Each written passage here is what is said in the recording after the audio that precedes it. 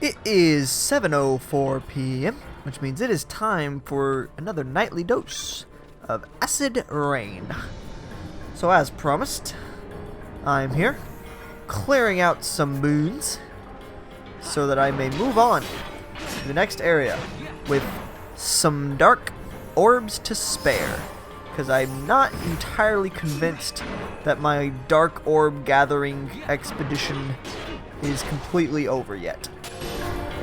If I remember correctly, there may be more dark orb stuff happening after this. So, in case anyone was wondering about why I'm often acting like I remember things about this game, or, you know, like I knew things at one point and I'm trying to remember what it was that I was talking about, it's not because I've played this game before. I have not ever played this game. What it is this game is really confusing and difficult and in general really long, especially if you, why can I not, there we go, especially if you don't know where you're going or what you're doing. Like I'm at 200 hours, right? And that's even, wow, you snuck up on me, bro. It's not cool. And that's even with using basically some walkthroughs. Not exactly walkthroughs, because typically I only glean the information from them I need. You know, I don't just read straight through them and go, okay, that's what I need to do. But, like in this section, right, it's not obvious at all what you actually need to do. You go up to those light pedestals and you're just kind of like, what the heck is... Where am I? I don't know where I am now. But yeah, you go up to those light pedestals and they're like, oh, put some light here, but not too much light. And you're just like, oh, okay. So you start putting light on there, and then like the little light comes out and you're like, am I done? Is that it? And then it's not it. But there's no way for you to know that unless you just run around a lot and, you know, get them all to do the tiny light and then realize that nothing happened, and then you're like, oh, well, guess nothing happened, guess I'll do more stuff. That's what I'm talking about. It just takes twice as long to do stuff if you don't kind of have an idea of what it is you're doing. So I've definitely looked a lot of stuff up. The same with, you know, fighting Zodiark, finding Zodiark. Not really that so much. I explore pretty evenly regardless. But definitely, you know, making sure that I hadn't missed him. That's kind of my main thing, is I don't want to miss anything. So the only really good way to ensure that you don't miss anything is to kind of know what there is to miss. In this case, it's mostly nothing. Hey, Pinel, could you get rid of that dispel on him real quick? Thank you very much. But yeah, I'm not really sure where I'm going here.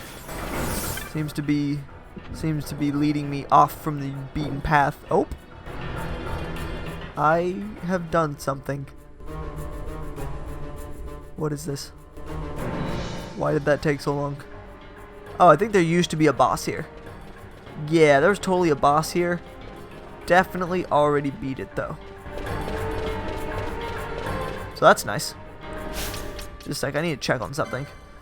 There might be a little... Oh hey, bestiary entry. Let's see what that's all about. Dragon Leech. Apparently I hadn't killed enough of them. Is an empty vessel not waste to be freely discarded? And if it is, then is a body bereft of the soul not the same?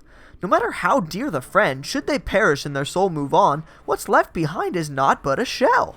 But then, why am I so vexed? If this body is truly waste, then why do I despise the corpse flies that gather about it so? Huh, what a conundrum. That's creepy. You know, there's a lot of actually philosophy about that, sir, whoever was writing that. You know, a lot of theories about the imagery of the human body and how it's, you know, sort of sacred, and how it's kind of part of what makes us human, the fact that we are so attached to bodies, and that's why, you know, funerals are so important. You know, so that's some philosophical talk for you right there about why it's not okay to, you know, do terrible things to dead bodies. Why it's immoral. So yeah, the reason I'm in the bestiary right now is there is a certain beastie who you can find here in the Pharos, whose pretty rare and pretty weird. But I want to see if I've already defeated enough of him or what. The Pharaohs. I have not defeated enough. It's called a magic pot. So basically, they're extremely powerful. If you attack them on sight, they will kick your butt. But if you don't attack them, they just sit here. And then it clamors for an elixir. And you're like, oh, okay, buddy. And you say, let's see, what have I got? Oh, I have an elixir for you. There you go, magic pot. Have an elixir. Whoop. Yay! And now the magic pot's happy. And since the magic pot is happy, that means you can beat the living crap out of it. Hooray! So yeah, it's the only real way to beat this guy, because he's really strong, has a ton of health, and he casts like some sort of insta-death spell. I don't remember which insta-death spell, but he casts some sort of insta-death spell just constantly, just non-stop. The first time I encountered him, I made the mistake of attacking him, and it was horrible, and I ran like heck because it was terrifying. And I got an ether back and a black orb, so yay. So I didn't get my elixir back, but at least I got an ether, and now I never have to worry about killing one of them again. I can just not do that ever again. So let's see what his secondary entry is all about. There you are. Magic pot. The Light of Kiltia. Religion begun by the prophet Kiltia over 2 millennia ago. The religion of the Ordalian peoples is a dualist system. A polytheistic pantheon with the god of light, Faram the Father, at its head. After embarking on a pilgrimage to proselytize... I know what that means. I don't know what that means. I'm gonna look it up. Let's look up what proselytize means. Alright, phone. Let's do your magic. Your magic referred to as being a dictionary. I actually have a physical dictionary. Proselytism. Proselytism is the act of attempting to convert people to another religion or opinion. Wait, so it's evangelism? How's that different from evangelism? Wow. These dictionary pronunciation things are completely unreadable. I was hoping to actually figure out how to pronounce it. Not gonna happen. Well, there you go. Proselytism. Basically the same thing as evangelism. Anyways, and deliver the word of the vision he had seen to the people. Kiltia came to Mount Beramases, and from there his teachings spread. The light of Kiltia, as his teachings were called, continued even after his death, until they covered all Evilis. Though the followers and churches of Kiltia are spread far and wide, they do not interfere in affairs of state or governance. Though at one point the church held considerable influence, they willingly discarded that power, fearing oppression. Ever since, church officials with the rank of celebrant or higher have been forbidden from participating in statecraft. In addition, Mount Beramases maintains a mutual non-incursion policy with the surrounding territories. Several years after Kiltia's founding, Saint Azora began a new teaching, claiming that Faram alone was the one true god, the popularity of this new sect further lessening the power of the light. Good to know. I don't know what that has to do with the magic pot, but good to know. So yeah, that whole non-incursion policy didn't turn out too well for Mount Beramases.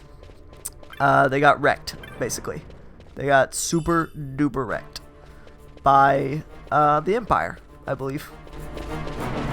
So that didn't turn out too well for them. Didn't turn out too well at all. Also, statecraft makes being basically a Congress member sound way more exciting than it actually is. It makes me think of like StarCraft or Stagecraft.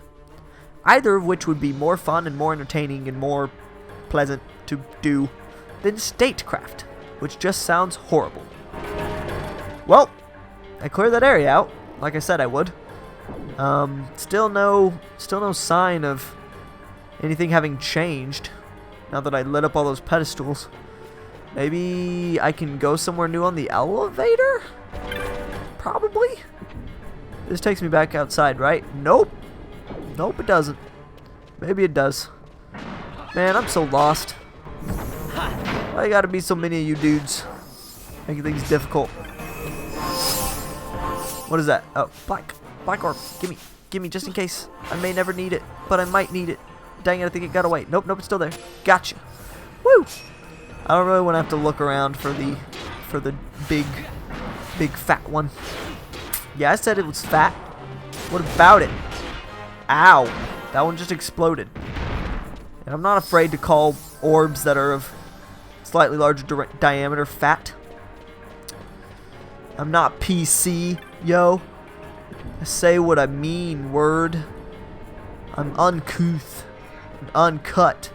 Hello, Sir Nightwalker. You guys like to appear after I've lit up the room, huh? Well, it's too late. I've already done what I wanted to do, and I'm frozen. Bosch, you should probably... Nah, I guess it's fine. Ow. Hey, Bosch, you wanna help a brother out? You wanna do something with your life? Oh, hey, I can actually kind of get a little closer. Man, even when he can't move, I still can't give him a kiss. I mean, I realize that I'm kind of doing the opposite thing now, but where's those Chronos Tears? So remember when I said I thought I was running out of Chronos Tears? Looks like I might have been wrong, considering I have like 80 of them. Alright, let's step outside and see what good lighting up all those pedestals did me. And I don't know. Still no word. Dang it, I have to walk all the way over there. I'm definitely gonna get attacked. Maybe that's what that swarm trap does. I think about it. I don't know. Don't seem to be getting very swarmed at the moment. Not that I'm complaining. Not that I'm complaining. Ah, cool. So now I can go to the Umbra. That was the Penumbra. Now I'm down to the Umbra. Like penultimate and now ultimate, I guess. Probably what that means. Well, on the next dose of Acid Rain, I will continue my quest downwards to the Umbra. See you then. Bye.